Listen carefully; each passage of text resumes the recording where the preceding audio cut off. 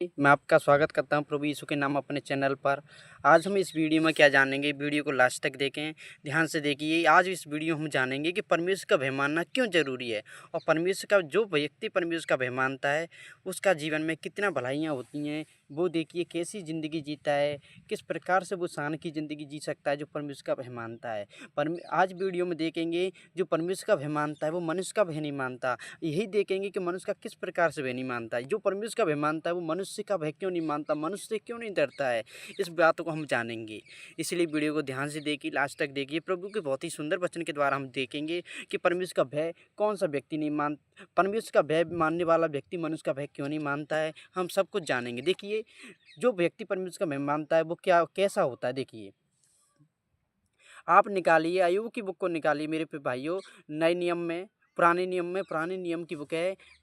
अय्यूब के पहले अध्याय के पहले वचन को निकालिए। यहाँ पर क्या लिखा है, एक देश में, उस देश में, यहाँ पर क्या लिखा है वचन में, पहले वचन में हम देखेंगे। उस देश में अय्यूब नामक एक पुरुष था। देखिए जो परमेश्वर का भय मानता है वो कैसा व्यक्ति होता है, अय्यूब की तरह। उस देश में अय्यूब नामक एक पुरुष था, वह खरा और सीधा था। देखिए जो परमेश्वर का भय मानता है ना वो खरा होता है, सीधा होता है और परमेश्वर का भय मानता था। देखिए जो व्यक्ति परमेश्वर का भय मानता है वो किसी के साथ अन्याय नहीं करता और वो खरा होता है, सीधा होता है, उसके अंदर कोई भी पाप नहीं होता है। जैसे अय्यूब एक धर्मी व्यक्ति था, परमेश्वर का भय मानता था और बुराई से परे रहता था। जो धर्मी व्यक्ति होता है, जो परमेश्वर का भय मानता है, वो क्या करता है, बुराई से परे रहता है। तो देखिए हम इसी वचन से जानेंगे। अब देखिए आप सोच के देखिए, जो व्यक्ति परमेश्वर का भय मानता है और बुराई से परे रहता है उस पर मनुष्य क्या दोष लगाएंगे। क्या मनुष्य मनुष्य का वो भय मानेगा, नहीं मानेगा। क्या मनुष्य का भय मानना चाहिए। यदि कोई मनुष्य गलत काम करेगा ही नहीं तो मनुष्य का भय मानने की उसे ज़रूरत क्या है, क्या ज़रूरत है। यदि कोई मनुष्य कोई बुरे काम नहीं कर रहा है, बुराई नहीं कर रहा है, तो वो मनुष्य क्यों भयभीत होगा, मनुष्य का भय क्यों मानेगा। यही अध्याय में यही बताया गया है। जो परमेश्वर का भय मानता है वो मनुष्य का भय नहीं मानेगा, क्योंकि वो तो शान से जिएगा। क्यों जिएगा, क्योंकि वो कोई गलत काम करेगा ही नहीं। मनुष्य पे दोष ही नहीं लगा सकते। मनुष्य से किस कारण से उस पे दोष लगाएंगे, किस कारण से उसे सताएंगे। देखते हैं, आपको मैं एक बात बताऊं। देखिए आप देखते हैं बहुत से लोग हैं जो चोरी करते हैं। चोरी करना बाइबल में लिखा है कि चोरी करना पाप है। आपको पता है, मुझे पता है। परमेश्वर ने के वचन में लिखी है, मरकुस 7:21 में पढ़ेंगे, वहाँ पर लिखा है व्यभिचार करना, चोरी करना, निंदा करना, चुगली, बुरी बुरी बातें, कुदृष्टि, निंदा, बहुत सारी बातें हैं जो पाप होती हैं। परंतु वहाँ वहाँ पे हमारे लिखी है चोरी करना भी पाप है, हत्या करना पाप है, ईर्ष्या करना, लालच करना, सब कुछ पाप है। तो कोई व्यक्ति आज के समय में देखते हैं चोर हो गए हैं, चोरी करते हैं, तो वो किससे डरते हैं, मनुष्यों का भय मानते हैं ना। जब भी उनकी पुलिस के भय के मारे वो क्या करते हैं, जो चोरी करने वाले हैं धोखे रहते हैं और गुप्त कामों में वो पुलिस के भय के मारे क्या करते हैं, अपने आप को छिपाए रखते हैं। किसका भय मानते हैं, वो मनुष्य का भय मानते हैं। पुलिस के डर के मारे भागते रहते हैं, मनुष्यों के भय के मारे भागते रहते हैं। परंतु परमेश्वर का भय मानने वाला क्या व्यक्ति कैसा होता है, वो चोरी नहीं करता है। परमेश्वर का भय मानने वाला चोरी नहीं करेगा, तो वो पुलिस का भय मानेगा, पुलिस से डरेगा। मनुष्यों का भय मानेगा, मनुष्यों से भागेगा, नहीं भागेगा। परंतु जो व्यक्ति चोरी करता है तो वो मनुष्यों के डर के मारे भागेगा, मनुष्यों का भय मानेगा, क्योंकि वो सोचेगा कहीं ये इसने मुझे देख तो नहीं लिया है। और देखिए पुलिस का भय मानेगा। परंतु जो व्यक्ति चोरी नहीं करता है, जो परमेश्वर का भय मानता है, परमेश्वर के आज्ञाओं पर चलता है, ना तो वो कोई काम गलत करता है, ना चोरी करता है, तो पुलिस के सामने वो सीना तान के चलेगा। पुलिस के सामने भी उसके अंदर कोई भय नहीं आएगा, क्योंकि उसने कोई गलत काम किया ही नहीं है। परंतु जो जो परमेश्वर का भय नहीं मानता, परमेश्वर का भय मानना है चोरी नहीं करना, परमेश्वर का भय मानना है। परंतु जो व्यक्ति चोरी करता है वो परमेश्वर का भय तो नहीं मानता है, क्योंकि वो चोरी करता है, वो सोचता है कि मुझे कोई नहीं देख रहा है। वो परमेश्वर देखता है, परंतु परमेश्वर का वो भय नहीं मानता है, परंतु वो चोरी करके चला जाता है कोई व्यक्ति। तो फिर परमेश्वर वो किसका भय मानता है, मनुष्यों का भय मानता है। वो सोचता है कि मनुष्य नहीं आ जाए इधर से उधर से। वो पुलिस के आगे नहीं पड़ता, पुलिस के मारे भागता है, पुलिस से डरता है। जो लोग हत्या करते हैं, जो लोग अन्याय करते हैं लोगों के साथ, वो क्या करते हैं, पुलिस से भागते हैं, लोगों से डरते हैं, लोगों का भय मानते हैं। यही बात है कि परमेश्वर का भय मानने वाला मनुष्यों का भय नहीं मानता। जो मनुष्यों का भय मानता है वो परमेश्वर का भय नहीं मानता, क्योंकि जो चोरी करता है उसके अंदर परमेश्वर का भय नहीं है। जो हत्या करता है उसके अंदर परमेश्वर का भय नहीं है। और जो लालच करता है उसके अंदर परमेश्वर का भय नहीं है। वो क्या करता है, वो मनुष्यों का भय मानता है। उसके आगे पुलिस आ जाए तो पुलिस से देखकर वो भागेगा और मनुष्यों को देखकर भागेगा, क्योंकि वो सोचेगा कि इन्होंने मुझे देख लिया है, ये मुझे पकड़ने आ रहे हैं। परंतु परमेश्वर का भय होता तो वो ये ऐसे काम करता ही नहीं। आप मेरी वीडियो को समझे होंगे तो लाइक करें, शेयर करें, चैनल को सब्सक्राइब करें। मेरा टॉपिक यही है यहाँ पर कि परमेश्वर का भय मानने वाला कोई भी गलत काम नहीं करेगा तो उसे वो ज़िंदगी शांति से जी सकता है।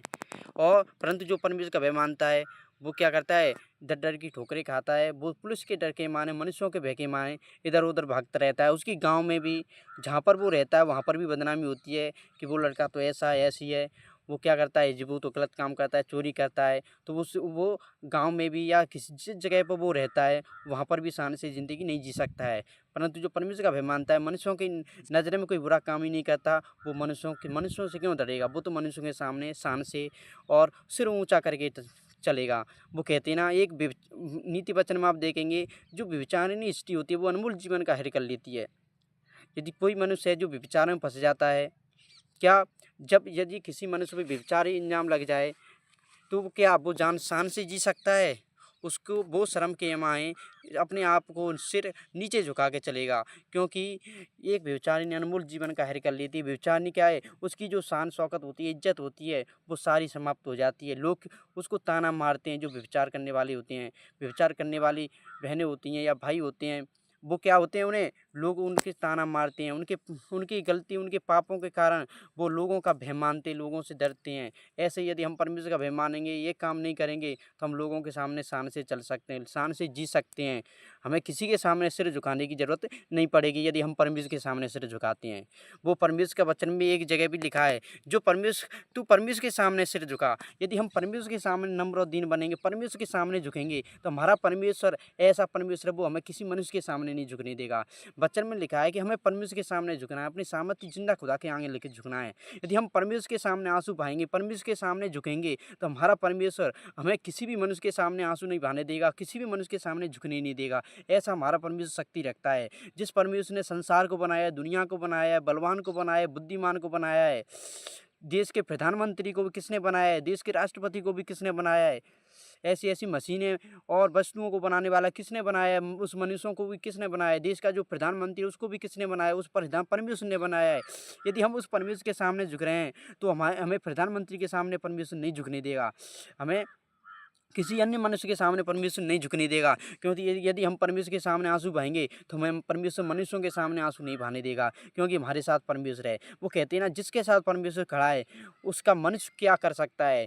मनुष्य तो उससे केवल और केवल क्या कर सकता है, शरीर को नाश कर सकता है, परंतु हमारा परमेश्वर ऐसी सामर्थ्य रखने वाला परमेश्वर है जो शरीर और आत्मा दोनों को नरक में नाश कर सकता है। इसलिए हमें किसका भय मानना है, परमेश्वर का। किसकी आज्ञाओं पर चलना है, परमेश्वर की। यदि जो मनुष्य का भय मानता है वो परमेश्वर का भय नहीं मानता, जो परमेश्वर का भय मानता है वो मनुष्यों का भय नहीं मानता। ये बात आप जान लीजिए। देखिए, हमने देखा है, सब कुछ देख रहे हैं हम। जो मनुष्य हों, जो चोरी करते हैं, कई करते हैं, वो क्या करते हैं, मनुष्यों से छुपके रहते हैं, पुलिस से के मारे, डर के मारे छुपके रहते हैं। और वो देखिए किस प्रकार से रहते हैं, हम उनकी ज़िंदगी को देखते हैं। ऐसे ही देखिए, यदि हम परमेश्वर का भय मानेंगे तो हमारा परिवार भी और हम भी आदर से ज़िंदगी जी सकते हैं। कैसे जी सकते हैं, आदर से। यदि परमेश्वर का भय मानने वाले लोग, हमें यदि सच्चाई के कारण दुख भी मिले तो उसे भी हमें सहन करना है। देखिए, ये बात उचित है कि यीशु मसीह परमेश्वर की आज्ञाओं पर चलने वाले थे, परंतु वे लोग क्या थे, अंधविश्वासी थे। अंधविश्वास में उस समय जी रहे थे, उन्हें इतना ज्ञान नहीं था। वो समय जो पवित्र परमेश्वर का वचन था, पवित्र शास्त्र, उसको समझ नहीं पाए थे, इसलिए यीशु मसीह को कष्ट दिया उन्होंने, इसलिए सूली पर चढ़ा। जो प्रभु यीशु की भविष्यवाणी थी, जो लिखा हुआ था पवित्र शास्त्र में, वो तो होना ही था। यीशु मसीह यदि हमारे और आपके पापों के लिए नहीं मारे जाते तो हमें छुटकारा कौन देता, हमें पाप से मुक्ति कौन देता। तो यीशु मसीह का मानना तो ये इतिहास की और हमारी पवित्र शास्त्र परमेश्वर की इच्छा थी जो हुआ। दोस्तों, धन्यवाद। परमेश्वर आपको आशीष दे। God bless you. वीडियो को ज़्यादा से ज़्यादा शेयर करें, लाइक करें। आमीन। धन्यवाद दोस्तों।